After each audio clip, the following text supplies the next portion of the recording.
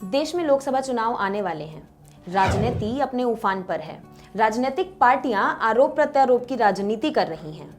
ऐसे चुनावी माहौल का आकलन करने के लिए आज हमारे साथ मौजूद हैं जाने माने समाज सेवी और गौरक्षक, जो कि अपने क्षेत्र में सभी जातियों के बीच चहीते हैं।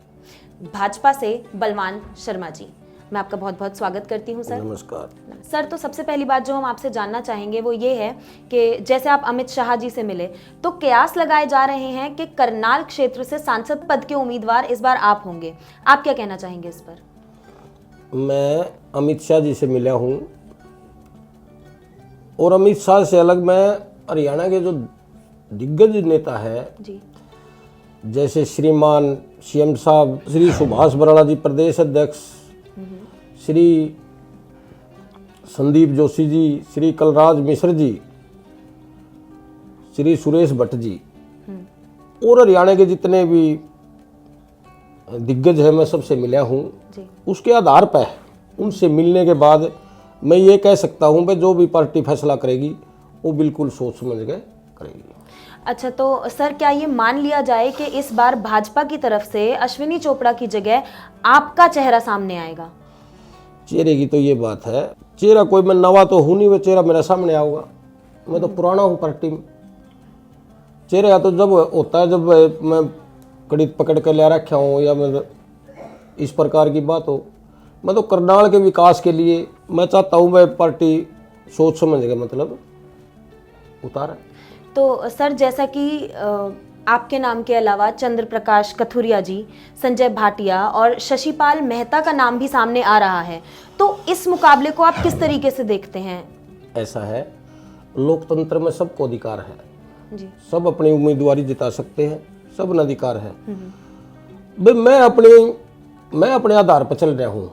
मेरे को पता है अब मैं कहाँ से जुड़ा आया हूँ। मैं पूरी जमीन से जुड़ा आया हूँ। करनाल की सारी जनता मेरे को जानती है, मैं सारी करनाल की जनता को जानता हूँ। बहुत मेरा अच्छा व्यवहार जनता के साथ है जी। और जनता ने बड़ी अच्छी तरह मेरे बारे में पता है। चलिए, तो सर जैसे हम आने वाले कार्यकाल की बात कर रहे हैं, तो आपको क्या लगता है कि अश्विनी चोपड़ा जी के कार्यकाल में उनका क्या इनपुट रहा और उनका क्या योगदान रहा? करनाल के लोगों की जो उम्मीद थी नहीं जी, जो मैं समझता हूँ करनाल के लोगों की जो उम्मीद थी उसमें कहीं न कहीं कमी रही है और उसके मैं पर्सनली उस पर नहीं जाना चाहता। मैं तो करनाल के बारे में बात कर। तो ठीक है, करनाल के बारे में अगर हम बात करें तो ऐसे कौन से मोर्चे रहे जो अछूते रह गए, जो मुद्दे उठ नहीं पाए, और ऐसी कौन सी चीजें हैं जिन्हें लेकर आप आने वाले टाइम में चुनाव में आगे बढ़ना चाहेंगे? ऐसा है, करनाल लोकसभा क्षेत्र ये विकसित क्षेत्र है। इसमें तो ऐसा जो मुद्दा है सबका साथ सबका विकास जी, मेन तो बात ये है जी। बाकी है जैसे वृद्धों के लिए, युवाओं के लिए, नौजवानों के लिए जी। इनके हैं मुद्दे, उनको संभालेंगे अच्छी तरह से। तो जैसे कि करनाल एक सीएम सिटी है करनाल, तो इसमें आपको क्या लगता है कि आने वाले चुनावों में करनाल क्षेत्र में भाजपा को इस बात का कितना फायदा मिलेगा? भाजपा को इस बात का 100% फायदा मिलेगा जी। करनाल का तो मिले ही मिलेगा, बाकी पूरे हरियाणा को मिलेगा इसका फायदा। क्योंकि जो सीएम साहब है बहुत ईमानदार, बहुत अच्छी छवि के नेता है, बहुत बढ़िया उनने काम कराया है, उसका फायदा हरियाणा प्रदेश को होगा पूरा। बिल्कुल सर। तो सर जैसे कि आपका नाम गौ भक्ति में बहुत ऊपर आता है और देखा गया कि हरियाणा के दौरों में पिछले कुछ वक्त में अरविंद केजरीवाल ने गौशालाओं में विजिट करी, गौ भक्तों को अपनी तरफ आकर्षित करने की कोशिश करी, तो इस पर आपकी क्या राय है? गौ माता है नहीं, वो भारतीय संस्कृति का एक अंग है जी।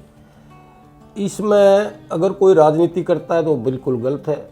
जैसे अपने स्टेट में भी, भारत में तो ऐसा है भाई जब हमारे घर में खाना बनता है तो उससे पहले गऊ के लिए रोटी निकाली जाती है। गऊ के लिए खाना निकाला जाए, जब परिवार खाना बाद में खाता है।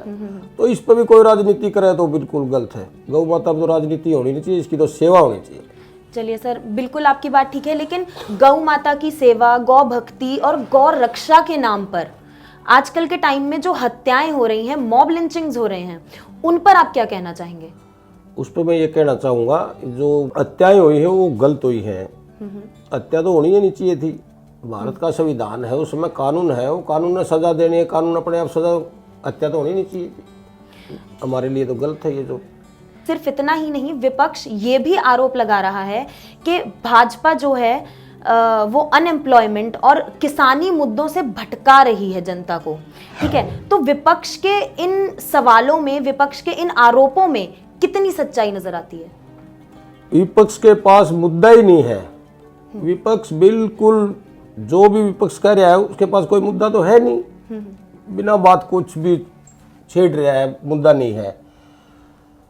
ये जो अब पीएम साहब ने पीछे घोषणा करी थी जमींदारों के लिए, वो आप खुद पढ़ कर देखो, अपने पता लग जाएगा भाई क्या लिखा है।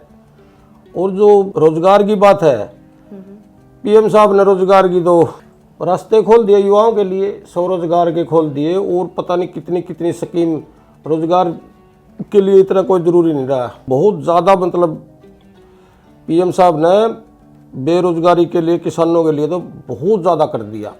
किसान बिल्कुल खुश है। बहुत बहुत धन्यवाद सर। तो आजकल के राजनीतिक मुद्दों पर हमारे साथ चर्चा करने के लिए मौजूद थे बलवान शर्मा जी, आपका बहुत बहुत धन्यवाद।